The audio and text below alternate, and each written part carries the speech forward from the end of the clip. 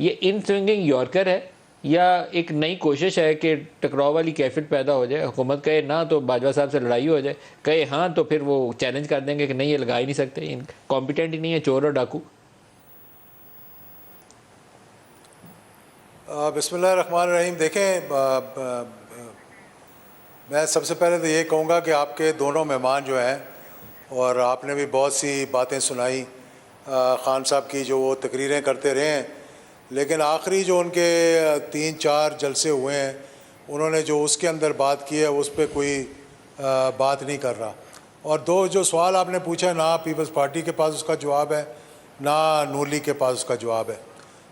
ये जो अगर आपको चाहिए था कि इसको यही बातें आपने सुनानी थी जो कि ख़ान साहब करते रहे हैं, तो फिर आपको थोड़ा सा पीछे भी जाना चाहिए था कि क्या बातें हुई और कब कब क्या बातें हुई, मतलब वो सबको मालूम है। मैं अब उस पर नहीं जाना चाहता। आपके ख्याल में एक्सटेंशन सर देनी चाहिए या नहीं देनी चाहिए?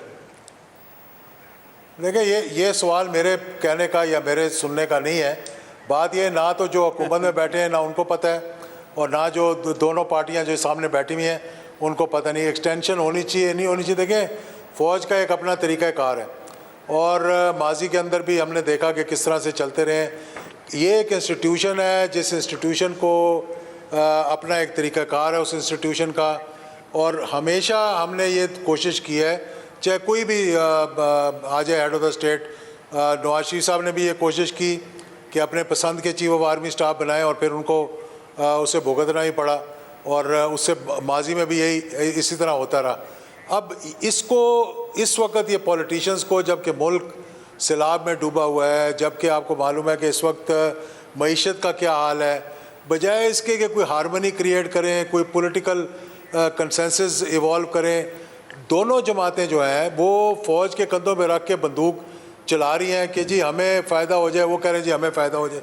और मजाक बनाया हुआ है, मैं समझता हूँ कि अफवाज पाकिस्तान को एक शटल कॉक बनाया हुआ है, कोई उधर फेंकने की कोशिश करता है, कोई उधर फेंकने की कोशिश करता है। जब इमरान खान के बयान को संजीदगी से लिया जाए या इसको एक सियासी चाल के तौर पर लिया जाए? नहीं, देखें, मैं तो कहता हूँ कि मुझे नहीं मालूम कि इसको संजीदगी से लेना चाहिए या नहीं लेना चाहिए।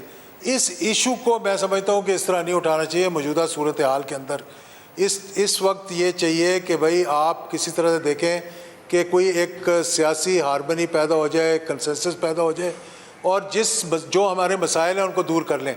जिस तरह आपने कहा कि जी चार्टर ऑफ इकॉनमी की बात थी, और सबसे बड़ा इशू जो इस वक्त है कि वो एक जमात जो है वो जो अपने आप को कहती है बड़ी जमात है, आप उसको माने या ना माने, लेकिन मतलब एक हकीकत है, उसको तो नहीं झुटलाया जा सकता।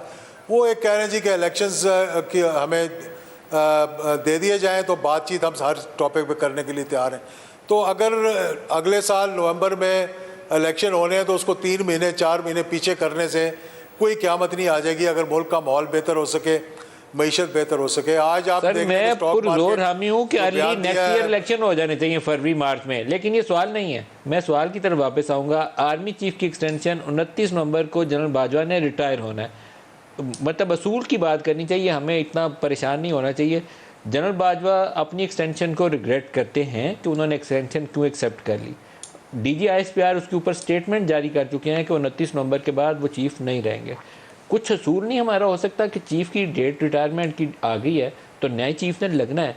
इसका सियासत से तो कोई ताल्लुक नहीं है कि वज़ीर आज़म आज शहबाज शरीफ है तो कल हो सकता है इमरान खान बन जाए, तो चीफ ने तो अपॉइंट आर्मी चीफ के सरबराह के तौर पर होना है ना, कोई हुकूमत का वजीर तो नहीं बनना उन्होंने।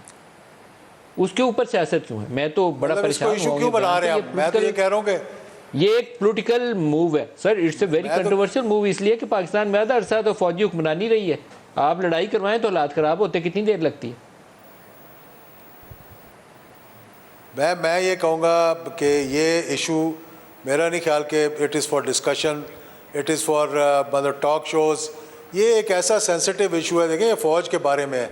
आज हमारी आधी फ़ौज जो है वो हमारे वेस्टर्न बॉर्डर पर है, और बाकी की जो है वो सैलाब से लोगों को निकालने की कोशिश कर रही है। अब हम एक इशू को लेकर बैठ जाएंगे कि एक्सटेंशन होनी है नहीं होनी। सर, इमरान को इस बात का उनका तो एक मौक़िफ़ है, उनका एक मौक़िफ़ है। नदीम साहब, उन्होंने अपने आप कहते हैं वो सबसे बड़ी जमात है, वो और ये वो आइंदा हुकूमत बनाने की उम्मीदवार है, तो उसको पता नहीं कि आधी फौज वेस्टर्न बॉर्डर पे, बाकी आधी फौज सलाब में लगी हुई है, लोगों को रिलीफ दे रही है, राशन पहुंचा रही है, रेस्क्यू कर रही है। तो ऐसे में ये एक स्पैनर है, इसको डालने की ज़रूरत क्या थी? उनका उनका एक मौक़िफ़ है जो बड़े अरसे से वो इसको चलाते आ रहे हैं कि बैरट पे जो है वो तैनाती होनी चाहिए